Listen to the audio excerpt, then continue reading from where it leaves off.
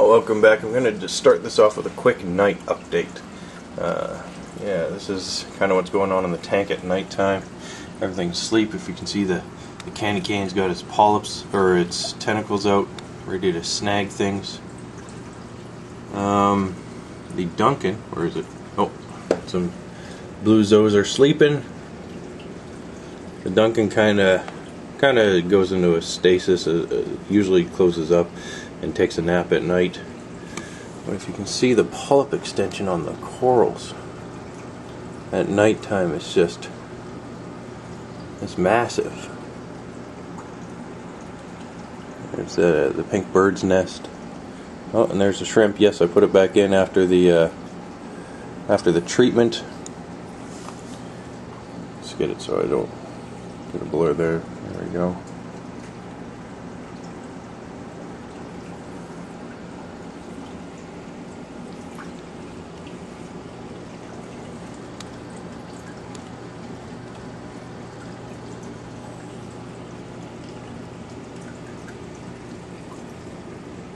It's pretty cool watching the corals at night, although the low light on this camera isn't that great.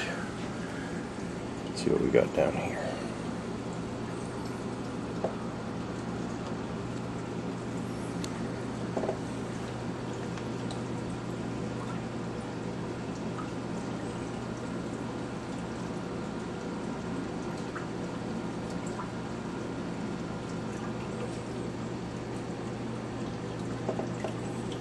Set.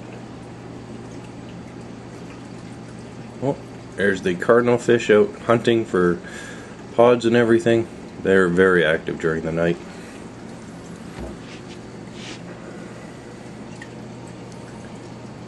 There's the it's a little acro. Over here I've got a new clownfish. The big clown, Fry, has not really accepted him yet, so he kind of stays on this side of the tank until he does, or she does. It's probably best that this guy stays away from her. Oh, and there's the fox face. As you can see, he changes color to camouflage, so the light has kind of freaked him out, so he's changing color to hide from me. Maybe that's how he was picked out of the sea. Hope not. Re-traumatizing him. Clown doesn't care, that thing's tank bred, so he's pretty fearless. I'll put my hand in and he'll come up and play with me. There's a quick look at what happens in the tank at nighttime. Just kind of chilling. I'll be back in a bit for daytime. Well, I know it's been a while since I've done a frag filtration room update. Primarily because this place has been a disaster site. I've just thrown stuff around and not really tidied up. Even now, there's a lot of junk that I need to sort out. But let's kind of take a look. Frag tanks still are waiting to come up. I need to save some money to set them up, make the lights, and get the proper pump and stuff like that. But it's not an emergency. I don't need to get them set up right now. So here they sit in stasis. They have good uses. I use the back one there for water, change water, and the front one here just to store crap in, usually wet stuff as it waits to dry, kind of like my drying rack. Over here I just have random stuff. I've ordered an Apex controller, so when I put my laptop here, I'll be able to hook it up to the network and change stuff from in here. As well, on the other side of the wall, I have my primary computer, my display computer, and that will be to change stuff over there. I think I'll put the face unit on my light fixture just so I can monitor temperature and stuff like that while I just sit around. Also, when I get the Apex, it'll take care of a whole bunch of these plugs. Yeah, it's gotten a little out of control. I do need to sort that out, but that's that. Over there is where I was keeping Pepper the shrimp while I did my Interceptor treatment. But that's that. I've got a buyer for my Reef Keeper light. It's been a great little unit, but I want something a little more. So I've gone with the Apex controller. It's got the Power Bar 8s, and it's also got a web server and all sorts of stuff that the Reef Keeper, well, it has, but not as not as polished as the Apex. Both are good systems, and it all depends on your budget. So let's take a look at the filtration. Oh, as you can see there, I had a buddy, Sean, thank you very much if you're watching this, local reefer guy. He's pretty awesome, he knows a lot of stuff, very knowledgeable. He lent me his old saltwater connection skimmer. Not a bad skimmer, but let's just say the technology of this skimmer is out of date, and you can kind of tell in its performance. A couple things you could do to it to make it better.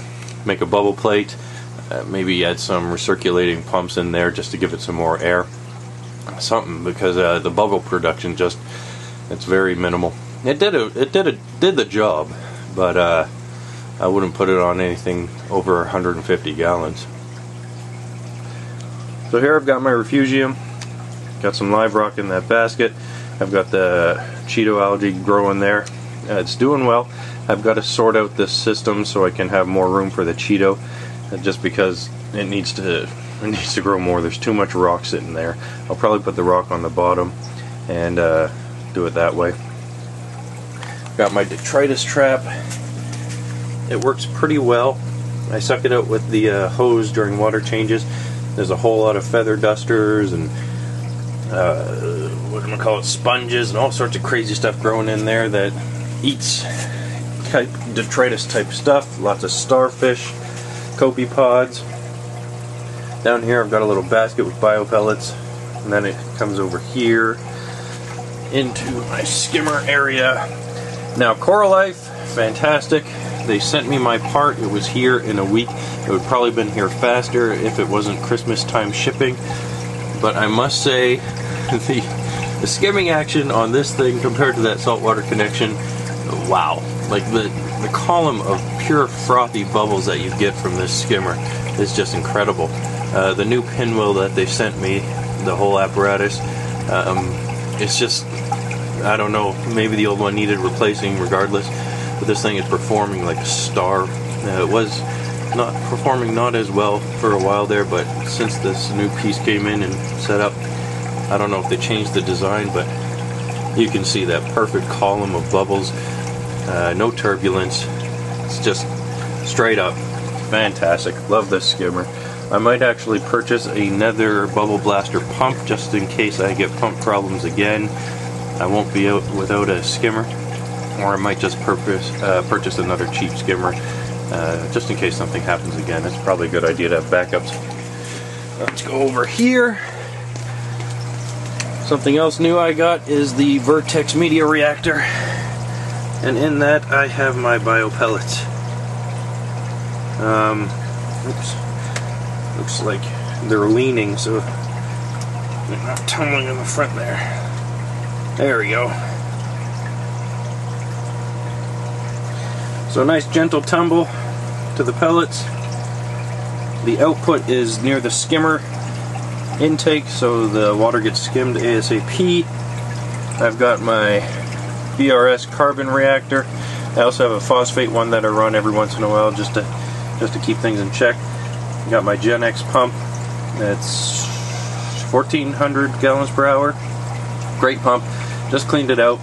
I am planning on drilling this tank and sticking a reflow pump there. Probably the snapper or the dart, one of the two, depending on how much I can afford and how much I need. But what I want is for that pump to feed the display tank and the frag tanks, just so I have one single pump.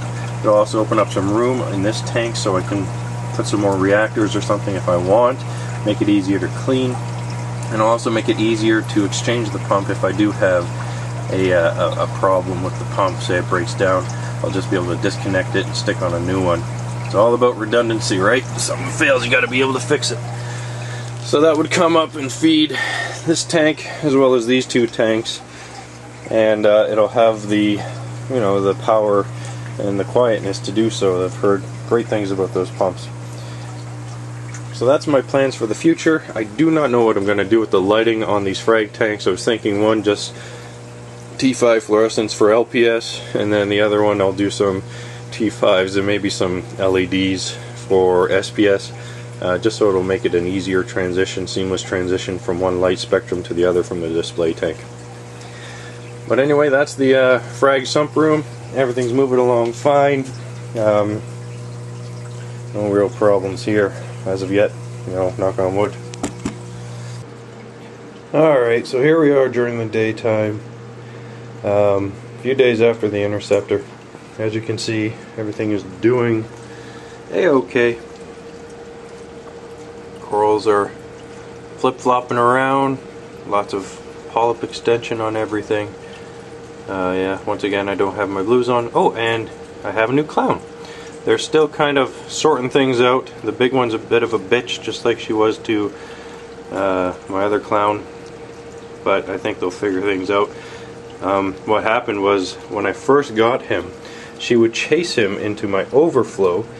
Down he'd go just like Nemo through the plumbing and into my sump system. I found him in there 4 times and finally gave up and threw him into the Refugium. He was there for a couple weeks as I figured out what to do. And also, the time away kind of calmed him down. Ever since putting him in, the big one, the big clown there, Fry, hasn't been such an asshole. And I also put some different screening up on the overflow. It hasn't changed the performance, and it definitely can't jump through the holes. Once it gets a little bigger and they seem to get along well, I'll probably take that down.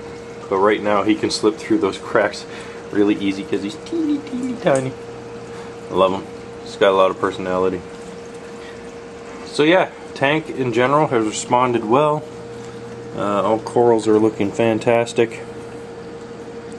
And as always, getting some pretty spectacular growth. Most of the fish are hiding because I just flicked the lights. Tends to freak them out. Anyway, take care. Thanks for watching. Comments, questions about Interceptor treatment, always welcome. I can answer them as best as possible, but pretty much anything that I know I've already said on the video or on the links. Take care.